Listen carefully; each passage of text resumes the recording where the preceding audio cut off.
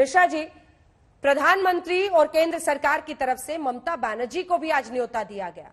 ये क्या एक संकेत नहीं है साफ कि ये सियासी नहीं है? नेताजी के सम्मान में हम भारतीय हैं, फिर क्यों ममता बनर्जी बीजेपी पर इस तरह से आरोप लगा रही हैं कि पॉलिटिक्स की जा रही है? पॉलिटिक्स तो की जा रही है, कैसे? उसमें कोई संदेह नहीं है। और आप पूछ रहे हैं ये स्वाभाविक ही है, मैं कहूंगा स्वाभाविक है। कोलकाता में है विक्टोरिया मेमोरियल, माननीय मुख्यमंत्री को इनवाइट किया है, वो यहाँ मौजूद है, प्रधानमंत्री आए हुए हैं, अच्छी बात है। और राजनीति कहाँ तक की जा रही है इसके बारे में जब आप ज्यादा चर्चा करेंगी तो मैं बता सकता हूँ। आपने कहा संक्षिप्त में बताने के लिए, नहीं, बोलिए, अच्छा मौका है। बोलिए, पॉलिटिक्स कहाँ दिख रहा है आपको? पॉलिटिक्स काफी दिख रहा है। कहाँ? ये अभी 2 पन्ने का पढ़ के और व्हाट्सएप यूनिवर्सिटी का ज्ञान लेके आज जो नेताजी प्रेम दिखाने की कोशिशें की जा रही हैं बीजेपी के ओर से, तो उसके बारे में तो यहाँ पर सब कोई हंसी मजाक ही कर रहे हैं। दूसरी बात यह है, जो पश्चिम बंगाल सरकार ने यहाँ पर अनुरोध किया था, जो सारे देश में हम यहाँ देश नायक दिवस मनाएं और यहाँ या तो देश प्रेम दिवस मनाएं, किंतु उसको हटाकर उसको निकालकर पराक्रम, जिसका कोई मतलब ही नहीं निकलता है, नेताजी के जीवन दर्शन के संदर्भ में उसका कोई मतलब ही नहीं निकलता है।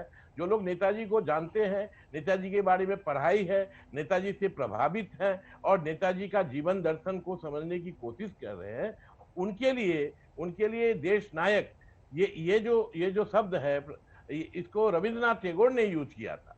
तो रविंद्रनाथ टैगोर जी ने यूज किया था। हमारे बंगाल में हम लोग देश नायक या देश प्रेम दिवस हिसाब से मनाना चाहते हैं। ठीक है, जवाब देंगे? जबरदस्ती पराक्रम दिवस मनाने की क्या ये? जफर इस्लाम साहब जवाब दीजिए। वो कह रहे हैं कि इधर उधर से पढ़ के अचानक नेताजी की पूरी जानकारी आप लोग देकर यहाँ पर प्रेमी बन रहे हैं नेताजी के। वो कहना पराक्रम क्या वर्ड हुआ? देखिए, देश नायक वो कह रहे हैं, सही शब्द है नेताजी के लिए। ये तो ममता बनर्जी को एहसास हो गया होगा कि उनको जो कुछ करना चाहिए था जब वो सत्ता पे रही, और जब यह डिफेंस मिनिस्टर और रेलवे मिनिस्टर बनती रही यूपीए सरकार में, तब इन्होंने कुछ नहीं किया नेताजी के बारे में। आज उनको चिंता हो गई, भाजपा जब ऐसे सभी महानुभाव को जो सम्मान देने का इन्होंने नहीं कोशिश की, उसको सम्मान दे रही है, तो इनको पेट में दर्द हो रहा है। मैं तो सिर्फ इतना पूछना चाहता हूं, आपको क्या तकलीफ है अगर हम सम्मान दे रहे हैं? वो देश के आइकन थे, देश की सरकार उनको सम्मान दे रही है, देश का प्रधानमंत्री उनके लिए जा रहा है, तो इससे बड़ी क्या अच्छी बात हो सकती है? आप इसको वेलकम करना चाहिए कि यहाँ पे कि भाई इसको और कोई एक नाम दे दो, हमको ये पसंद नहीं। आपकी पसंद से होगा कि देश के लिए, देश की सरकार और देश की जनता के पसंद से होगा?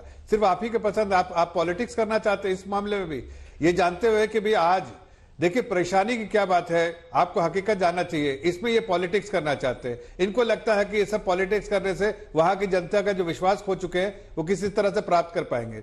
हकीकत तो यह है कि इनको अब अपनी हार बिल्कुल साफ दिख रही है, इसलिए इस तरह की शब्दावली का और इस तरह की बेतुकी बातें कर रहे हैं। चर्चा करेंगे आपके साथ। देखिए, बहस के लिए तो पूरा दिन है, आज तस्वीरों का दिन है, लेकिन भव्य नजारा आप देख रहे थे, तिरंगे के रंग और बीच में सुभाष जी की तस्वीर। नेताजी सुभाष चंद्र बोस, वो स्वतंत्रता सेनानी जिनकी 125वीं जयंती पर इस बार भव्य आयोजन पराक्रम दिवस के तौर पर किया जा रहा है। ममता बनर्जी ने भी देश नायक कहकर एक पद यात्रा की और आज उनकी यादों को सम्मान देने के लिए वो सुबह से ही सड़कों पर निकली हुई थी।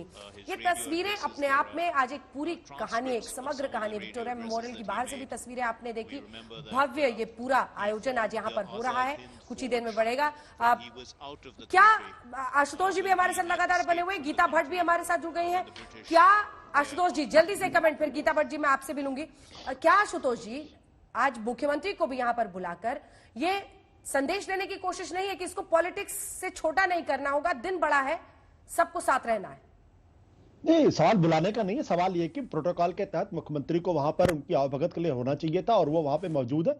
और हमारे ख्याल से हमारे भारतीय लोकतंत्र की खूबसूरती इसी में कि तमाम प्रतिद्वंदिता होने के बावजूद भी कम से कम आपसी रिश्तों में खटास नहीं आनी चाहिए। और आपने बिल्कुल सही कहा था, पिछले दिनों जब नरेंद्र मोदी जी ने इंटरव्यू दिया था तो उसमें उन्होंने साफ तौर पर कहा था किस तरीके से हमारी प्रतिद्वंदिता के बावजूद भी ममता बनर्जी हमको हर साल जो है वो गिफ्ट भेजती हैं और दीदी दीदी कह के उनका संबोधन होता है। एक चीज महत्वपूर्ण है, महत्वपूर्ण बात यह है कि देखिए कि ये सुभाष चंद्र बोस, भले ही इसके पीछे राजनीति हो, भले ही इसके पीछे बीजेपी की कोई राजनीति, टीएमसी की राजनीति हो, लेकिन इस बहाने कम से कम हम सुभाष चंद्र बोस का जो गाथा है वो देश के सामने जा रहा है, उनका महिमा का वर्णन पूरे देश के सामने हो रहा है। और उनके बारे में जो बहुत सारे लोग अगर जिनको नहीं पता था, आज उनको पूरी जानकारी उनके बारे में होगी, तो ये एक अच्छी चीज है। भले ही राजनीति इसके पीछे, मैं उस राजनीति को किनारे कर देता हूं आज की तारीख में, लेकिन ये बहुत अच्छी बात है कि हमारी नई पीढ़ियों को कम से कम सुभाष चंद्र बोस के बारे में बहुत सारी ऐसी जानकारियां मिल रही हैं कि वो अगर वो कलकत्ता जाए तो निश्चित तौर पर इस लाइब्रेरी के दर्शन करें जहां पे उनका घर था, जहां से वो